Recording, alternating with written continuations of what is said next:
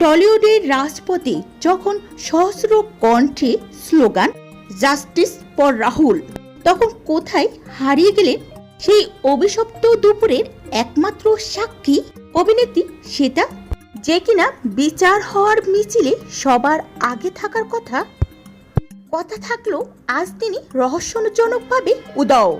30 fit পানির নিচে তলিয়ে যাওয়ার এই রুদ্ধশ্বাস মুহূর্তে সব গোপনীয় নথি কি তবে সে তার স্মৃতিতে বন্দি করে রেখেছে? মাস্টার মাইন্ড আর রাঘব বোয়ালরা তবে কি তথ্যবাসের ভয়ে তাকে কোনো অন্ধকারে আড়াল করে রেখেছেন? আজ আমরা উন্মোচন করব সে তার এই রহস্যময় নিরাপত্তার পেছনে সেই হাড় হিম করার সত্য গল্পটি। ভিডিওটি শেষ পর্যন্ত দেখুন, কারণ আজ সে তার চুপ হয়ে থাকার পেছনের গল্পটি জানতে পারবেন। শনিবারে তপ্ত দুপুরে টেকনিশিয়ান স্টুডিও থেকে শুরু হওয়া সেই বিশাল মিছিলে মিলল অসংখ্য তারকাদের।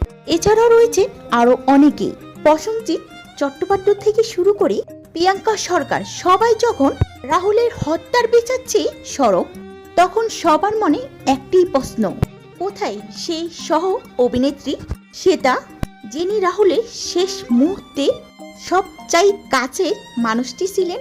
তার এই অনুপস্থিত কি কেবলই কি আড়ালে থাকা, নাকি গভীর ষড়যন্ত্রের ইঙ্গিত? কেন তিনি আজ পর্যন্ত আড়ালে, যেখানে তার থাকার কথা ছিল আন্দোলনের প্রথম সারিতে? তদন্ত সংশ্লিষ্ট অনেকেরই ধারণা, রাহুলের মৃত্যুর পিছনে যে সুনিপুণ পরিকল্পনা ছিল, তার প্রতিটি ধাপে তার নখদর্পণে পানির নিচে তলিয়ে যাওয়ার 20 মিনিট আগে ঠিক কি হয়েছিল, আসল ঘটনাটাই কি? ড্রোন ক্যামেরায় রেকর্ড হওয়া সেই ভয়ঙ্কর দৃশ্যগুলো কি তবে সে নিজের চোখে দেখেছিল? নেটিজেনদের একাংশে মনে করছেন সে তা মুখ খুললে পাশ হয়ে যাবে প্রভাবশালী প্রযোজক ও পরিচালকের আসল চেহারা, আর সেই গোপন তথ্য দামাচাপা দিতেই কি তবে তাকে কোনো প্রভাবশালী মহল গৃহবন্দী করে রেখেছেন? টলিউডের ইন্ডাস্ট্রি অন্ডরে কান পাতলে শোনা যাচ্ছে এক চাঞ্চল্যকর তথ্য। প্রভাবশালী এই চক্রটি কি তবে সে তাকে ভয় দেখিয়ে বা প্রলোভন দিয়ে আড়াল করে রেখেছে? প্রত্যক্ষদর্শীরা বলছেন, দুর্ঘটনার পর শ্বেতাকে যখন বেজা অবস্থায় দেখা গিয়েছিল, তখন তার চোখ মুখে ছিল এক আতঙ্কের চাপ। সেই আতঙ্ক কি প্রিয় বন্ধুকে হারানো, নাকি কোনো বড় অপরাধে সাক্ষী হওয়া?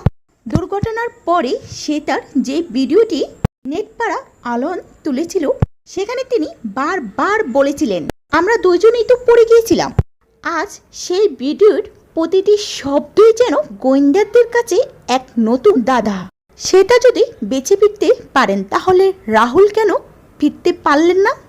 সেটার এই নীরবতা আজ রাহুলের মৃত্যুর রহস্যকে আরো জটিল করে তুলছে, যা প্রমাণ করছে যে ঘটনার পেছনে অদৃশ্য কোনো হাত কলকাঠি নাচছে। সেটাকে আড়াল করে কি তবে সত্যকে চিরতরে মুছে ফেলা সম্ভব? গোটা শিল্প সংসদ সবাই আজ একজোট। যদি সেটা ইচ্ছায় সামনে না আসে, তবে কি আইনি প্রক্রিয়ায় তাকে তলব করা হবে? তো ভিউয়ার্স, আপনাদের কি মতামত? আপনার মতামত আমাদের কমেন্ট বক্সে অবশ্যই জানাবেন। সত্য কোনোদিন চাপা থাকে না, তা একদিন না একদিন বেরিয়ে আসবেই। আমরা সেই অপেক্ষায় রইলাম।